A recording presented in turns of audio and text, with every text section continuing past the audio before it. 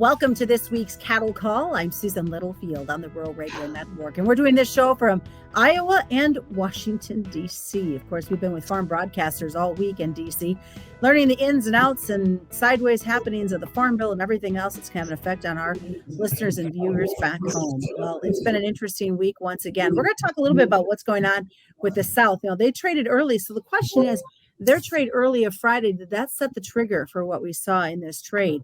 We'll also kind of talk about what's going on with some cattle hog spreads. Yeah, I had to ask Brad that one twice, but we are going to talk about what that is all going to entail. Lots of things in this marketplace today as we continue with this week's program. And as you can see, Brad Kooima does join me on the screen. He is with Kooima and Varilek out of Sioux Center, Iowa. So let's talk about the South. I mean, you said they kind of pulled the trigger back on Friday. Having said that, did that kind of set the tone for what we saw for this week? I'm afraid it did. Susan's good to see you. Thanks for having me on. Better you in Washington, D.C. than me. So last week, Wednesday, when you and I talked, the following day, last Thursday, I sold cattle at $1.85 picked up. Highest cattle I've ever been. And the South then comes steamrolling in there Friday late after the futures market had a little bit of a down day and sold cattle at 175. $10 spread. I don't remember ever being that wide. $3 to $5, yes, a few times, and even that historically would be wide, but amazing, really. One has to remember that they claim to all be hedgers, and so their basis traders supposedly is part of that story. But I mean, really. So I thought that, Monday morning we come in and thought, okay, well, maybe we'll be a little more standoffish, but I would bet that the South will, get a little closer to the North. But no, they decided to trade cattle at steady money, 175 again today in both Texas and Kansas. And that seemed to be kind of when the news of that came out, that seemed to be where the market really lost its steam today, Susan. We're high enough. We're overbought enough. It's been a while since we've had a correction. I don't know how many consecutive Wednesdays you and I have, rolled around, high-fiving and backslapping about how good the market is again this week. So to have a down day or a couple here shouldn't make put anybody on suicide watch or anything like that. I'm encouraged by the fact that the kill stays big. 125 today, 128 yesterday. If the Packers really struggling that much, why would he kill that many? I think the Packer, and not that I have an ounce of sympathy, but the Packers got a problem here. You're going into the best demand period of the year. Warmer weather, Mother's Day, Memorial Day, Father's Day. Well, then the guys in here tell me Juneteenth, that's the day we're all going to eat a steak. That's what they said. We made this up, I think. So anyway, so that you've got great demand. You're going to have a Packer that wants to be a reliable supplier of meat, right? Mm-hmm. And he'd like to cut the kill, but anybody that's hiring anybody knows how difficult this job environment is. So are you going to cut the kill, turn those guys loose 32 hours, and they're going to go like, no thanks. They're going to find something else to do. I think they got a tough situation. Like I said, I don't feel bad for them. They made $1,500 during COVID. They can give a little back and share it with the producer for a minute. So before we started this program, you were talking about them being overbought. How overbought at this point is this cattle market? Well, statistically, whenever you get the tool I like to use for that is stochastics. There's people that like RSI. I like the stochastics better. I think for cattle, the stochastics is a great tool. When you get stochastics, the one that we follow anyway, up in the E range, one way or another, you're going to get some kind of a correction. Sometimes you correct by walking the market sideways. That's a really strong market if you do that.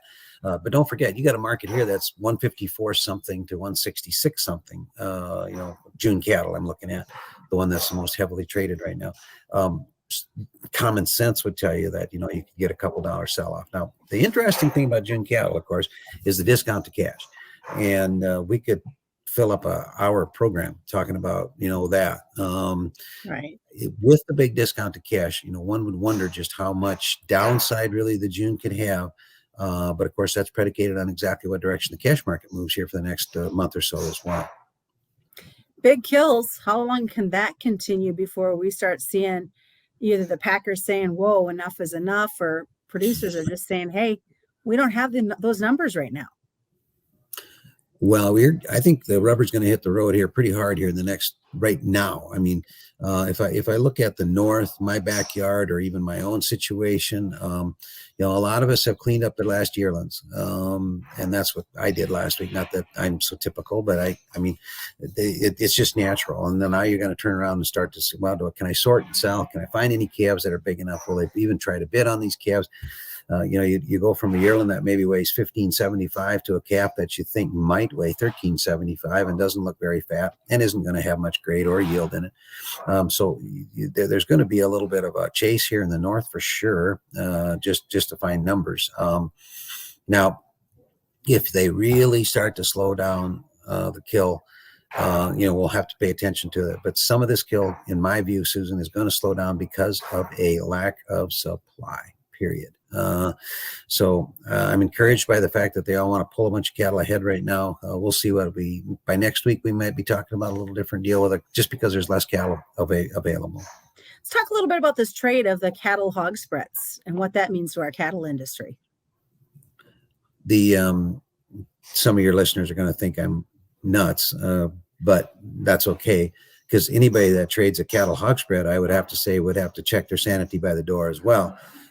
Two different markets. The old days we'd be worried, right? Oh man, these cattle are way too high compared to hogs. Maybe the hogs are too cheap. I would submit that. Okay. But the market has become unrelated. But having said that, there are a couple of these big algorithms that an algorithm is a computer-made program that has no human element to it, that if this happens, buy this. If this happens, sell that. Okay.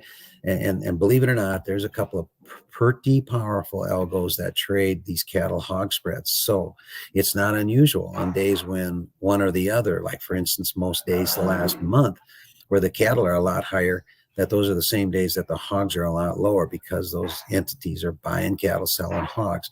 So I thought today we probably saw a little unwinding of that. We actually had June hogs up a couple dollars for a while today, while the June cattle were down almost that much. So that was part of the story today. Now those usually that's a day by day thing. I mean, that it might influence the market for a couple of days, but it doesn't usually have a lot of traction from a long-term standpoint. What about the dynamics that you said the market's kind of showing and talking about maybe doing some cattle selling on these futures? Well, here's the thing that I'm curious about, and I've been at this a little while.